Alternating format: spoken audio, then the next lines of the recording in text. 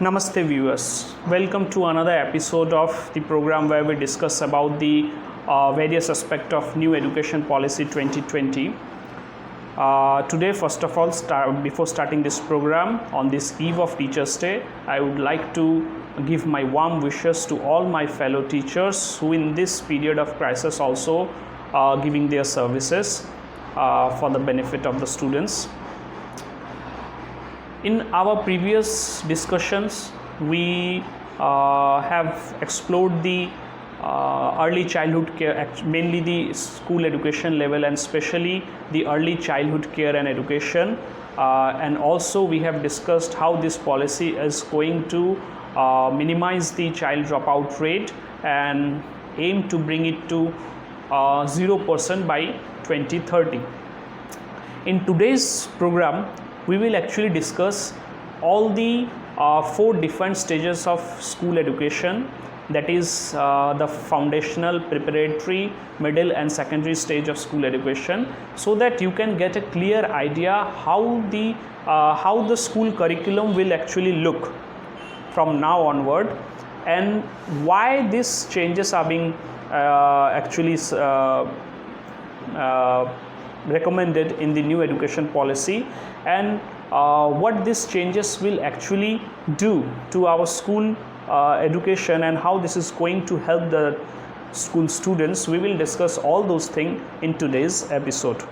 So let's see, as I have explained earlier also, the school education is the portion where a major recommendation has been made, and this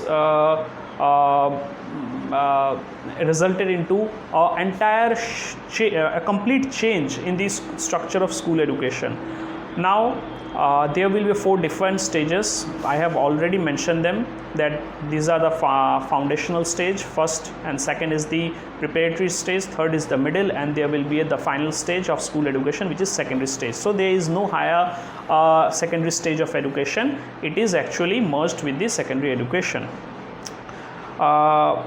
As I already told in my previous episodes, that foundational stage of education will consist of children from the age group of 3 to 8 years, and they will spend in total of 5 years in the foundational stage of education. I have already mentioned these things in my previous episode, where I discussed about the early childhood care and education in a very comprehensive way. So I am not going to discuss it today. I just remind you about few important points, that how the curriculum will be in the foundational stage of education. So in foundational stage of education, there will be 2 different stages.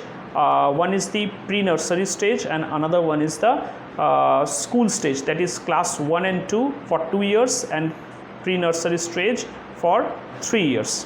This pre-nursery stage of education will be known as Anganwadi education or Anganwadi school, where the main focus, where actually the curriculum will be very flexible. There will be no formal textbook, only there will be a certain resource items, certain content, books related to certain content that will facilitate actually the teachers to carry on with their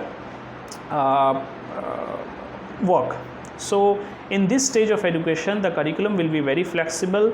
The main focus will be on physical activity, play-based learning, and learning the shape, size, color, name of all the different things which a child come across in his daily life. So it is actually aimed to develop their physical activity, their actually what I will say, that not logical but common thinking ability. Okay, all I have these things I have discussed in my previous episode. Now next, coming to the second stage, which is the preparatory stage of education. This will be of 3 years and it will consist of class 3, 4 and 5, an age group of children from 8 years to 11 years of age. Now this stage will have all the elements of foundational stage, that is, here also the main focus will be on learning through activity, learning through playing, focus on their physical health as well as on their mental health. But now there will be an introduction of formal textbook. But one thing we have to know, that just like nowadays where a child at class 3, 4 or 5 have to carry a lots of books, maybe each day they have to carry 7, 8 textbook, in this will be not be the case in coming days.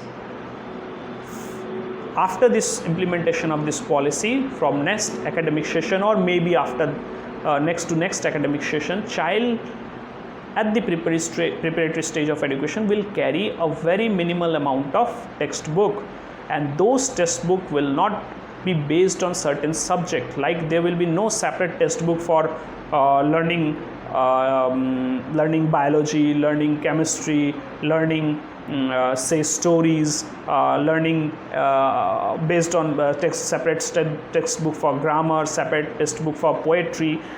The textbook will be very integrated one, and it will be crossed subject wise textbook. Means the textbook will contain the lesson based on the interconnection or cross connection of various languages. Like they will learn science through music, they will learn science with the help of arts. For example, suppose they are learning about color, they will learn it through painting. Suppose they are learning about sound, they will learn it through music. Okay, like what is high pitch sound, what is low pitch sound, all these different things. For example, if they are learning about plants, they will learn it through gardening. So here the textbook will be very light, and the textbook's focus will be on integration of various subjects to show how different subjects are interconnected. So this is the preparatory stage of learning. Here the focus will be on to help the children to learn writing skill, learning skill, and basic numeric skill, and there will be no separation between or distinct separation between various subjects. Now coming to the third stage of education. The third stage of education is the middle stage of education. At this stage of education, it will be of 3 years, that is class 6, 7 and 8, and it will contain age group of children from 11 to 14 years. Again, this transition will be very smooth. There will be no distinct or any remark or any what we call abrupt change in curriculum or abrupt change in learning or teaching process. It will be very smooth. The elements of preparatory stage will also be there in the middle stage of education, but now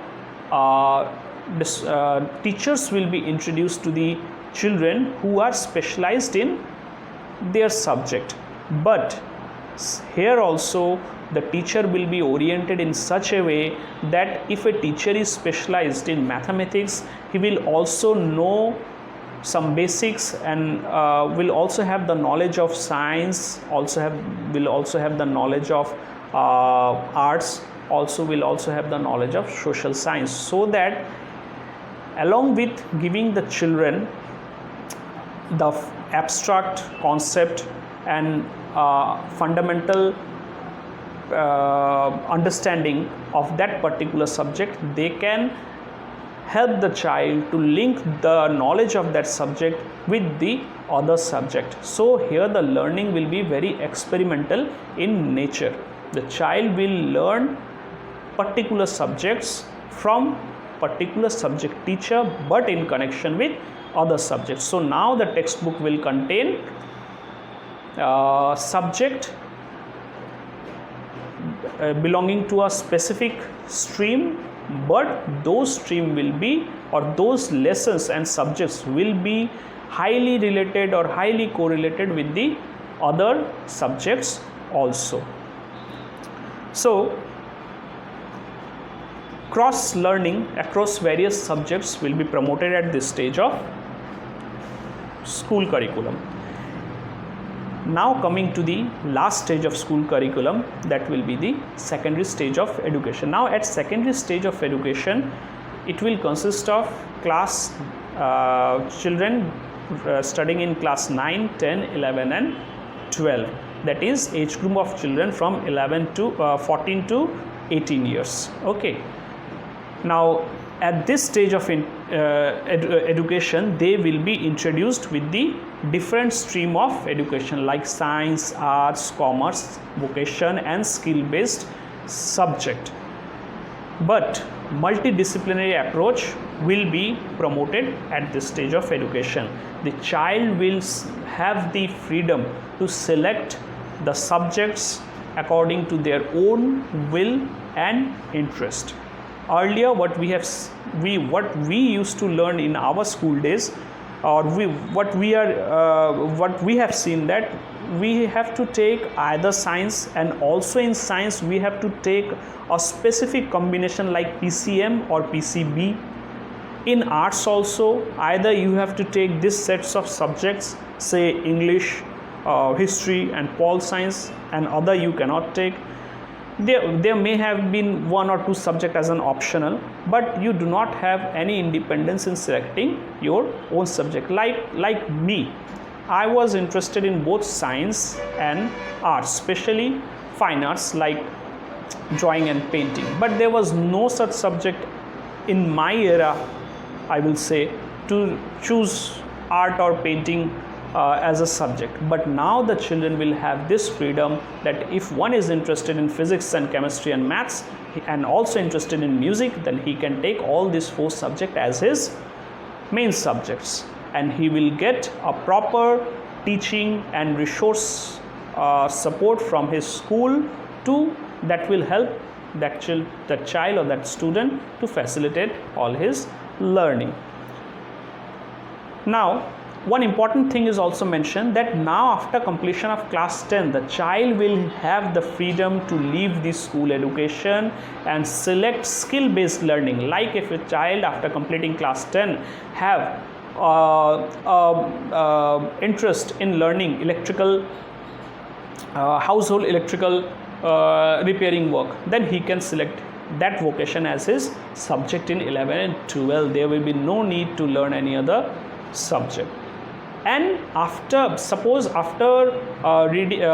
learning it for 2 years, vocational or skill based learning, if you want to return to the 11-12 or want to complete the 11-12 in some I will say the traditional subjects like arts, commerce, he will have that freedom also to continue his education with the what we say the traditional subjects also. But what this policy is saying, that for this the curriculum is being changed, but there will be no major change in the school infrastructure. For example, there will be no need to develop various different departments to facilitate the learning of different subjects. Yes, a special vocational institution, special skill-based other institution will be established for those children who are interested in taking vocational-based learning or skill-based learning after completing class 10. What the policy or government will actually is focusing is that development of competency in the teacher to facilitate this multidisciplinary learning. For this, they will orient the teacher, they will provide certain extra resources to this various school, but the basic infrastructure of the school will not be changed. So now the big question is, why so much of what is the effect, or is these things is going to give in our present school education system, or for what the policy is doing so much or so much change in the school education.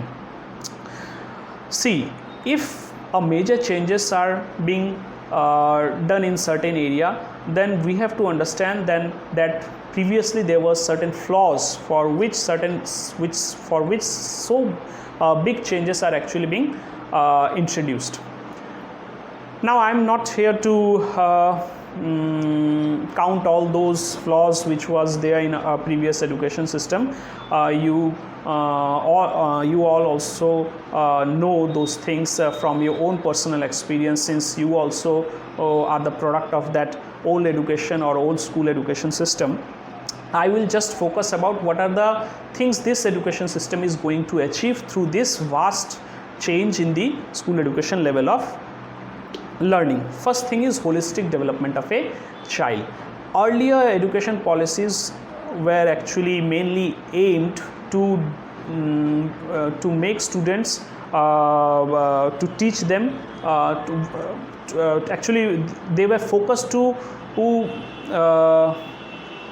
actually what I will say that they were actually pressurizing the children to learn what we are recommending to them.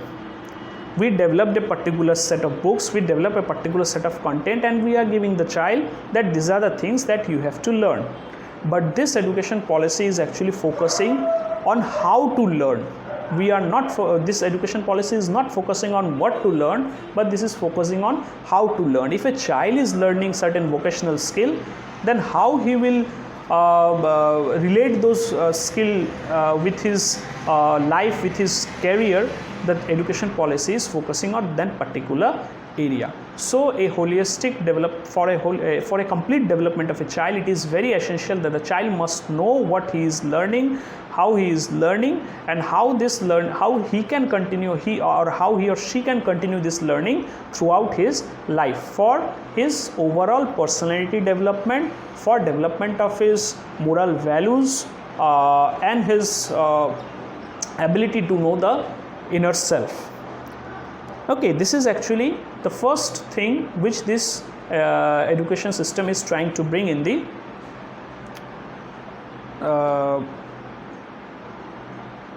method of teaching and learning. The next thing is, as we have seen that a major change has been brought in the early childhood care and education. Now it will be compulsory for every child to complete the nursery stage of education. Earlier what we all have been through this, that those who are residing in say urban areas, they have the access of this pre-nursery school or play schools, but those child who are in village or who are in a remote part of our country, they used to go to the school after attending the age of 5, 6 or 7. Now as we know that the linguistic development, or 85% of the child brain growth occurs within the age group of 6 to 7. So they actually used to miss a crucial part of their life in complete darkness. But this education policy is actually going to change it. They are giving equal opportunity to each and every child of this country to get access to education from very early childhood, from the age of 3, so that all can have equal chances to achieve their goals in the life. Next thing is to reduce the quantity of the content. This education policy, as I have already said, is going to reduce the syllabus of school education to a great extent. Earlier we have to learn a vast number of topics and subjects, and used to give 2 papers in a single day during our school living examination, which is actually a tremendous pressure on a child, that whatever he is learning in 2 years, he has to write all those things in just one single day in 2 different shifts. So this education policy is going to reduce the quantity of education, but the focus is on improving the quality of education. And how this quality will be improved? This quality will be improved by making the learning more exploratory based. The child will learn through group discussion, the child will learn through analysis, the child will learn through discovery and experimentation. Okay, they are not going to read and memorize everything and going to write all those things in the one day examination. This is not the focus of this education. This education system is making the thing multidisciplinary, in such a way that child is going to learn by themselves, by experimentation, by group learning, by collaborative learning in a very constructive way. Next, integration of the co-curricular and curricular activity. The aim of this major changes in the school education level is to remove the barrier between curricular and extracurricular or non-academic, what we used to say in earlier days, non-academic activities.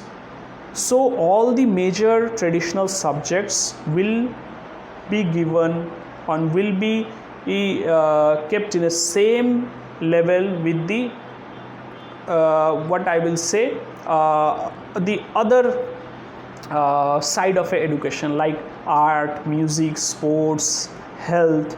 So here the demarcation between the curricular and co-curricular activities will be removed, and everything will be included in a unified way in a school education. A child who is for now, the benefit will be that a child who is good in sports will get equal recognition, will get equal same recognition, and to a child in comparison to a child who is good in traditional subjects. Okay, so here the changes are aimed to remove this distinction between curricular and co-curricular activities, so that a child can develop himself or herself in a more holistic and a more complete way. And last but not the least or most important thing is a promotion of multilinguistic approach of learning. So here the new education policy is focusing that a child will learn till the grade of or class of 5 or if possible to 6 or 7 also in his own mother tongue. Now what is the logic behind this? Now see, we have to understand the thing that English is not our actually it is not a mother tongue of any Indian. Okay, Bengali, Nepali, Bihari, Madrasi, Marathi, these are actually the ancient language or the mother tongue of all Indians, respective to the state in or the culture which they are belonging. But English is a foreign language. We all know that the kids or the children, those who are in our family, we used to talk them in our mother language. It is very rare that a family after the birth of a child start talking with the child in English. So since till the age of 4 or 5 or 6, a child almost develop all his cognitive ability to understand a language. So the way he is familiar with his mother tongue, he is not able to cope up with the instruction which is given in English or other foreign language to the child in a school group, in a school education. So the education policy is focusing or emphasizing that the instruction of the teacher must be in a mother tongue, so that the child can learn in a more inclusive way. Now here see, the countries which are which in every way, I will say in every way, far superior to us, like Japan, like Germany, like France, like Italy, Spain, they all, or even China, they all used to teach their children in their own mother tongue, in their own language of their country. Now since India do not have any particular language, as what we can say, yes, Hindi is our official language, but it is not the mother tongue of every Indian. So here the government is focusing that a mass recruitment of teacher from language stream will be made, so that the teacher can give the instruction or provide their lesson to the children in their mother tongue. Also it is said that bilingual method will be followed, that if a child is not do not understand the mother tongue of any particular state or particular area, then he will also have the provision, then so that he can get also a provision that he can get the education in the language which the child knows from the teachers. So though multilingual linguistic though mother tongue will be given importance, but the provision of other languages will also be there to the children till the class of 5, 6 or 7. So these are actually the main highlight or main changes which this new education policy is going to bring in the school education level, and I have explained why these major changes are actually essential and how these major changes are going to affect the children. Hope you have understood and liked what I have said. We have to remember that this education policy is for the benefit of our country and our young generation, and it is an attempt to overcome all the drawbacks or all the limitation of previous education policies. So we have to work together to make this education policy a success. It will take time. It is nothing, there is no magic in this education policy that it will change everything in one academic year. It will take more than 5, 6 or 7 academic session or even more to see the changes or to feel the changes. But this is a revolutionary education policy